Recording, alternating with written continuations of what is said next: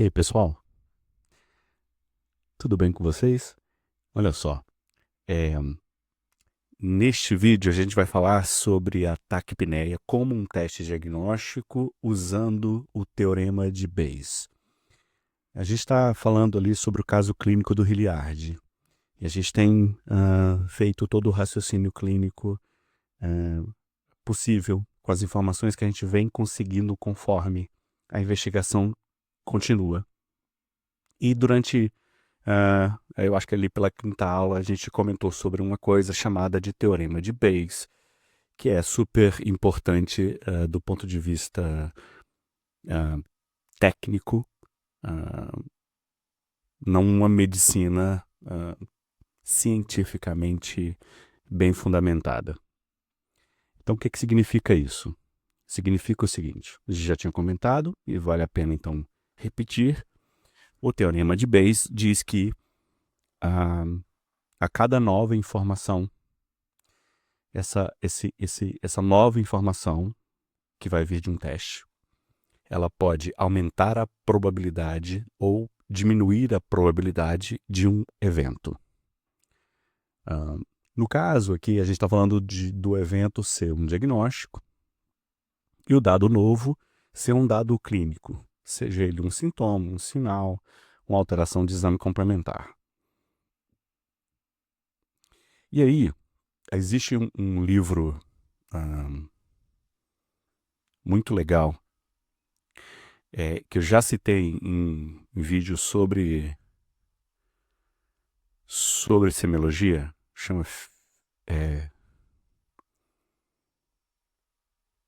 Evidence, deixa eu botar aqui embaixo,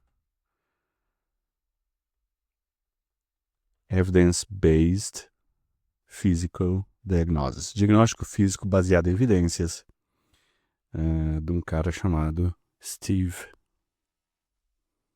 McGee. E aí ele usa o método científico de investigação com relação à acurácia diagnóstica de dados de exame físico. E aí ele vai comparar diferentes manobras de exame físico para diferentes diagnósticos. Ok? Beleza. Para citar, então, de forma prática, o que a gente está falando sobre teorema de Bayes, a gente vai pegar a taquipneia como um teste diagnóstico. E aí, lá no capítulo do Evidence-Based Physical Diagnosis, tem um capítulo sobre sinais vitais, tem um capítulo sobre frequência respiratória. Ok? Então, um dos capítulos, vou deixar aqui em cima, ok. Um dos capítulos fala sobre a acurácia diagnóstica da frequência respiratória diante de diferentes cenários onde foram pesquisados.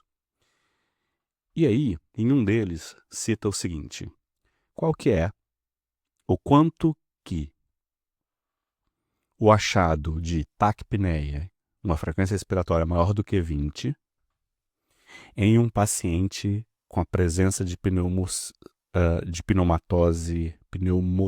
não, esse aqui é pneumatose. Pneumatose intestinal,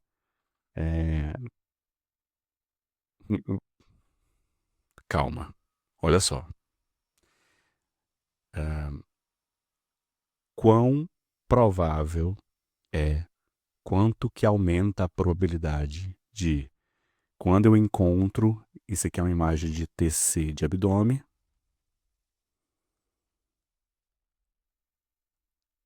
e aqui, ó, na setinha branca, tá um zoom maior, eu tentei desenhar aqui uma imagem da presença de ar na parede do intestino. É isso aqui, ó, pneumatose intestinal, ar no intestino. O intestino tem ar na luz, mas não é para ter ar na parede do intestino. E aí, ele testa a acurácia diagnóstica da taquipneia mais o pneumatose intestinal. O quanto que a taquipneia aumenta a probabilidade de isquemia ou obstrução intestinal, complicação de obstrução intestinal. Então, o diagnóstico final desse teste seria oclusão isquemia mesentérica, isquemia intestinal. E aí,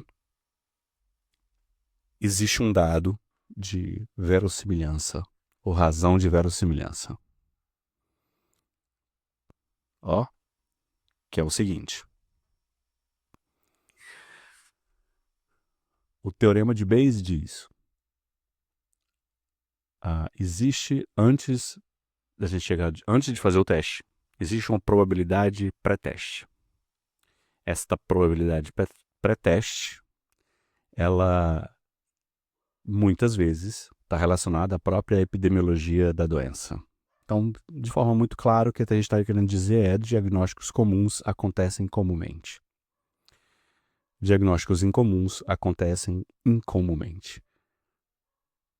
No teorema diz o seguinte, um teste diagnóstico realizado pode aumentar a probabilidade deste diagnóstico ou diminuir a probabilidade deste diagnóstico. E isso vai variar conforme o teste, conforme a probabilidade pré-teste, conforme, inclusive, as características próprias do teste, a sensibilidade e a especificidade. Então, testes são mais ou menos sensíveis, testes são mais ou menos específicos. Mas o que a gente quer encontrar no teorema de Bayes é a razão de verossimilhança. Aqui está como LR, porque é literatura em inglês, fica likelihood ratio. Ou razão de verossimilhança. Razão de verossimilhança. Nesse caso, razão de verossimilhança positiva significa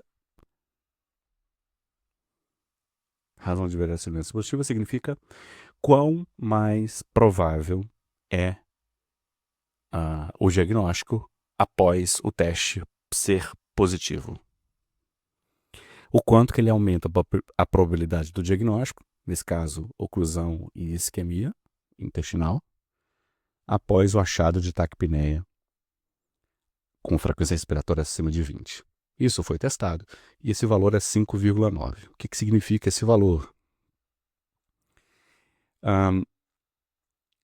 De forma bem grosseira, seria dizer que os odds, porque a gente tem a probabilidade de algo acontecer. O que são odds?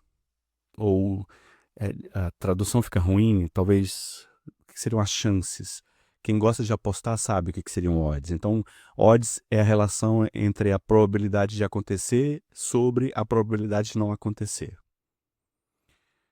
Então, a razão de verossimilhança aumenta as odds. Então, se eu tenho um valor 5,9 positivo, significa que ele vai ser as odds do diagnóstico de oclusão de isquemia, achando uma frequência respiratória acima de 20 em um paciente com pneumatose intestinal, as odds aumentam em 5,9 vezes a chance de eu ter um diagnóstico de oclusão intestinal ou de isquemia intestinal. Ok? Entenderam? Isso é um ótimo valor.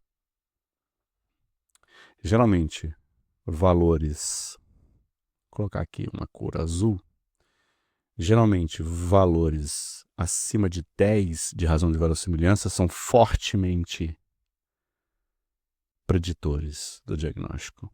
Entre 5 e 10 eu tenho um aumento moderado do risco, e aqui eu dei um exemplo de um aumento menor do risco. Aqui é o seguinte, qual que é a chance de uma frequência respiratória acima de 27 predizer o paciente que vai evoluir com parada cardiorrespiratória?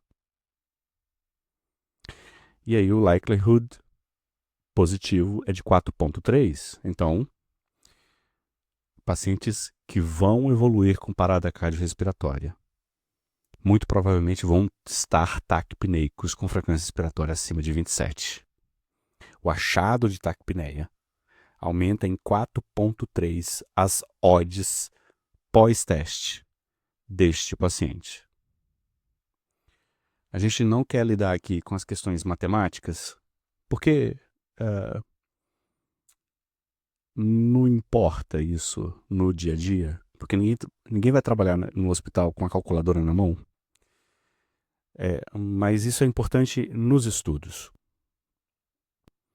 Então, quando a gente vai estudar diagnóstico, a gente sabe que tem achados de sintomas, de anamnese, achados de exame físico, achados de exame complementar, que vão ser úteis para eu ter um diagnóstico certo.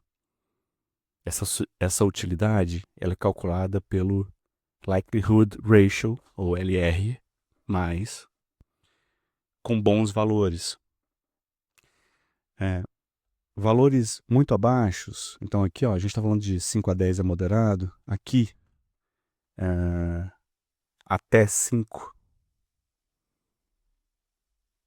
eles são pouco úteis, porque eles aumentam a probabilidade muito pouco. A diferença entre a pré-teste e a pós-teste aumenta muito pouco. E se eu tiver, por exemplo, um likelihood positivo de 1, por exemplo, significa que o risco não muda, né? Que a chance não muda, que as odds não mudam. Então, o teste é inútil. Isso tem que ser estudado de forma científica, com trabalhos científicos. Então, eu dei o exemplo aqui de dois valores. Eu peguei os dois que têm uma melhor razão de verossimilhança, mais alto com relação à taquipneia. São esses dois estudos aqui. Para poder definir o nosso entendimento com relação ao teorema de Bayes de forma aplicada. Valeu? Um abraço para vocês. Até o próximo vídeo. A gente vai ter outras chances de falar disso de outras formas, em outras ocasiões. E estamos aí para aprender junto. Um abraço.